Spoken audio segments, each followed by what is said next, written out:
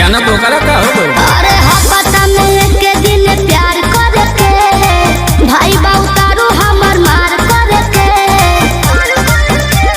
होई ओकर दीदी हो हमरो से जिदी जब पाही अकेला फोरी ढेला से कपार हो जीजा हई आय हाय हाय हाय हाय। अच्छा जीजा लगब ओकर कैसे हाथ छोड़ी साथ हो। कम धगा अरे होखे वाला जीजा पना हाथ छोड़ी सार हो।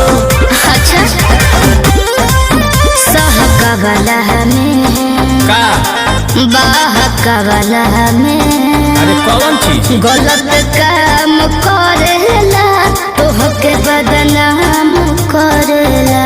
बारह के सुधर जी तू का बुझता रहो तोह से फेंकेला जब देखेला पहिला काम करेला हमके प्रणाम करेला।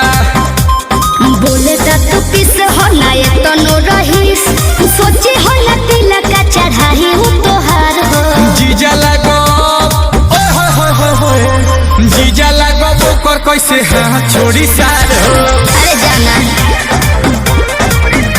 अरे होखे वाला जीजा पना हाथ छोड़ी सार हो। बिल्कुल।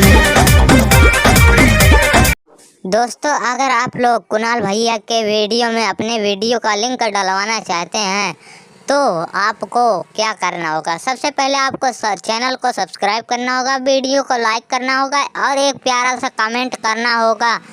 और उसके बाद आप लोगों का वीडियो का कुणाल भैया के डिस्क्रिप्शन में पड़ जाएगा और वहाँ पर एक कोड मिलेगा आप लोगों को। वह कोड आप लोगों को कमेंट में डाल देना है जिससे आप लोगों के वीडियो का लिंक उनके डिस्क्रिप्शन में पड़ जाए। आज के विनर का वीडियो मैं डिस्क्रिप्शन में डाल दिया हूँ, आप लोग उनके वीडियो को जाकर देखिए जिससे आप लोगों का भी वीडियो लोग देखेंगे।